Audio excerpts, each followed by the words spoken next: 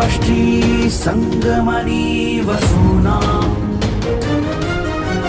चिकितुषी प्रथमा यज्ञियाना तां मा देवा व्यदध पुरुत्रा भूरिस्थात्रां भूय विषयन्ति। भारत विक्रम, भारत वर्ष की अक्षय कीर्ति गाथा।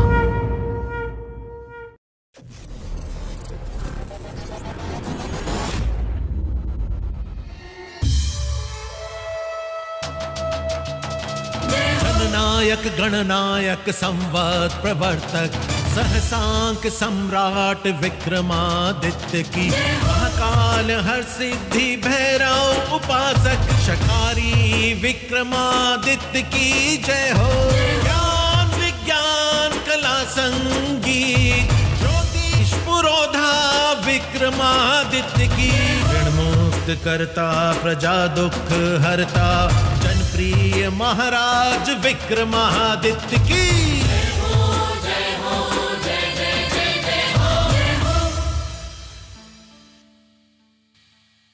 अति उत्तम अमात्य वराह मिहिर, आपका खगोलीय ज्ञान अनुपम है। कृपया कर हमें और विस्तृत बताइए। जी महाराज, इस पंचांग में 12 मास का एक वर्ष होगा और 7 दिवस का एक सप्ताह रखने का प्रावधान होगा। मास की गणना सूर्य और चंद्रमा की गति से की जाएगी। महाराज, ये 12 राशियां 12 सौर मास हैं।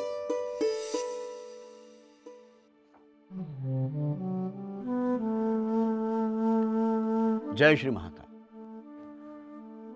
गंधर्वसेन या महेंद्रादित्य ने पुत्र प्राप्ति के लिए अनेक व्रत किए, तपस्या की। तब भगवान शिव की कृपा से उनके ही एक गण माल्यवंत ने महाराज गंधर्वसेन के घर पुत्र के रूप में जन्म लिया। गीता प्रेस गोरखपुर भविष्य पुराण पृष्ठ क्रमांक 245 के अनुसार विक्रमादित्य का जन्म कलयुग के 3000 वर्ष बीतने के पश्चात 102 वर्ष ईसा पूर्व तब के भारत के मालव प्रांत में हुआ। ऐसा कहा जाता है कि उन्होंने 100 वर्षों तक राज्य किया। महाराज विक्रमादित्य प्राचीन भारत की उज्जैनी के राज सिंहासन पर विराजमान हुए। वे न्याय, ज्ञान, वीरता और उदारशीलता के लिए प्रसिद्ध थे। महाराज महेंद्रादित्य के पश्चात उनके बड़े बेटे और विक्रमादित्य के बड़े भ्राता भर्तरी ने शासन संभाला।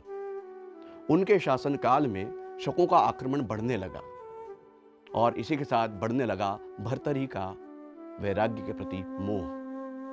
उन्होंने संन्यास धारण किया और राजपाट त्याग दिया। विक्रमादित्य का राज तिलक हुआ और इसी के साथ हुआ भारत के वैभवशाली युग का सूत्रपात। आयो शुभ दिन आज मनावा, गाओ मंगल गीत, बोलो महाकाल की जय। आयो शुभ दिन आज मनावा, गाओ मंगल गीत, होगी पूरी धूमधाम से राज तिलक की रीत। राज तिलक की रीत होगी धर्म से सबकी प्रीत, प्रजापालक महाराज होंगे राष्ट्र से उनकी प्रीत, बोलो महाकाल की जय। जय हो, जय हो, जय हो। ओम स्वस्ति न इंद्रो वृद्धस्ववाहा, स्वस्ति न पूखो विश्ववेदाः, स्वस्ति न क्षरेयो अरिष्टनेमि, स्वस्ति न बृहस्पतिर्दधातु। जय हो, जय हो, जय हो, जय हो, जय हो, जय हो, जय हो, जय हो, जय हो, जय हो। महाराज विक्रमादित्य के अनुसार केवल मालवा से ही शकों का उन्मूलन पर्याप्त नहीं था।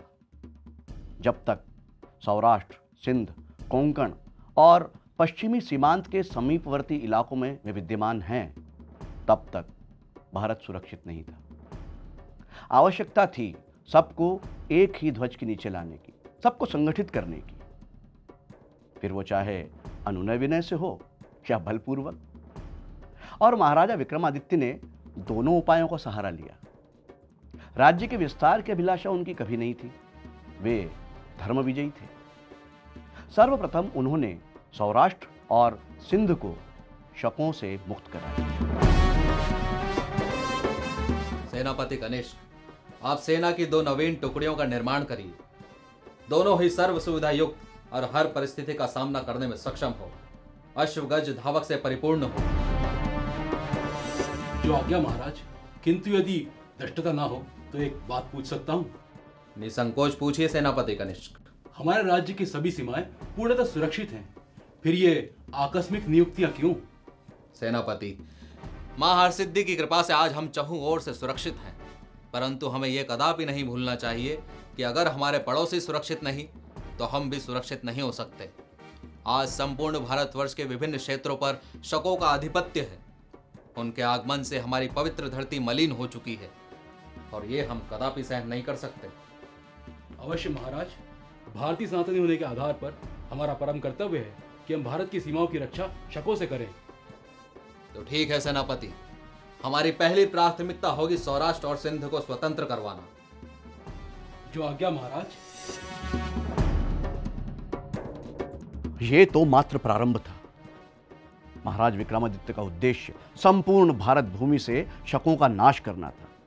अब महाराज विक्रमादित्य जंगल की ओर बढ़े। वहां की जाति प्रजातियों को संगठित कर, एकत्रित कर उन्होंने भैरव सेना का निर्माण किया। भारत के कोने कोने में स्थित शिव मंदिरों में उन्होंने भैरव सेना केंद्र बनाया। भैरव सेना शत्रुओं के लिए काल का दूसरा रूप थी।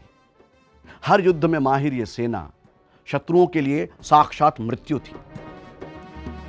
इस समय महाराज विक्रमादित्य के पास भारत ही नहीं अपितु विश्व की सर्वश्रेष्ठ सेना थी और इसी सेना को साथ लेकर महाराज विक्रमादित्य ने संपूर्ण भारत को विदेशी आक्रांताओं से मुक्त करने के लिए अभियान चलाया।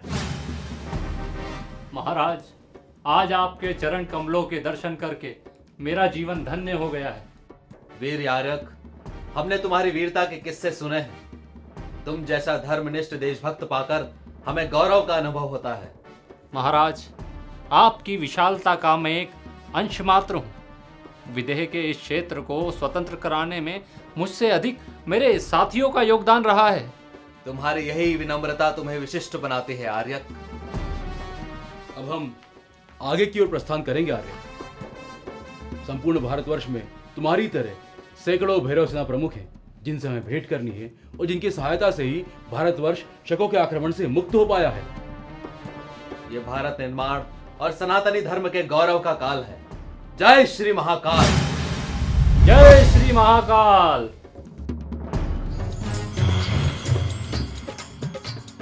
प्रलयंकारी युद्ध हुआ और भारी नरसंहार, बोलो महाकाल की जय। प्रलयंकारी युद्ध हुआ और भारी नरसंहार, अत्याचारी शकों पे पड़ी बड़ी हार की मार, बड़ी हार की मार कर दियो सबके सीमा पार। अरे प्रजा राष्ट्र की कर रही विक्रम की जय जयकार, बोलो महाकाल की जय। महाराज विक्रमादित्य ने लगभग 78 ईसा पूर्व शक शासक शंकु को पराजित किया। वहीं 57-58 ईसा पूर्व के आसपास उन्होंने क्रूर नामक स्थान पर रुद्रदमन नामक शक शासक को अपने शासन क्षेत्र से खदेड़कर बाहर कर दिया। शकों पर विजय के कारण उन्हें शकारी की उपाधि प्राप्त हुई। भारतीय इतिहास के इस महत्वपूर्ण विजय के उपलक्ष्य में संवत की स्थापना की गई और महाराजा विक्रमादित्य विक्रम संवत के प्रवर्तक कहलाए। इस संवत का प्रारंभ में नाम कृत संवत था, बाद में इसे मालवगण संवत कहा जाने लगा और 9वीं सदी तक आते आते इसे विक्रम संवत कहा जाने लगा।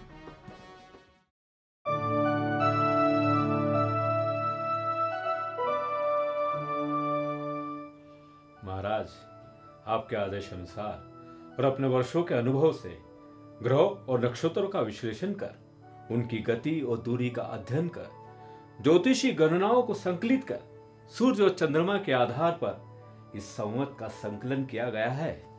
उत्तम, अति उत्तम अमात्य वराहमिहिर। आपका खगोलीय ज्ञान अनुपम है।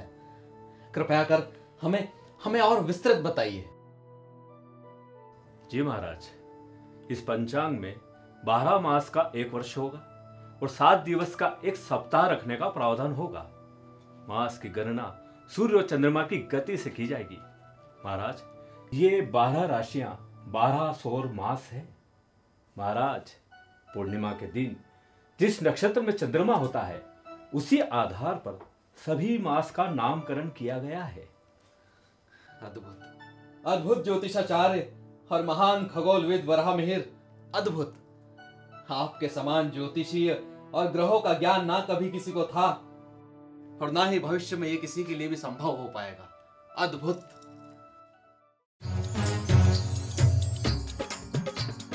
ऋण से मुक्त होवे प्रजा बड़े धन और धान, बोलो महाकाल की जय।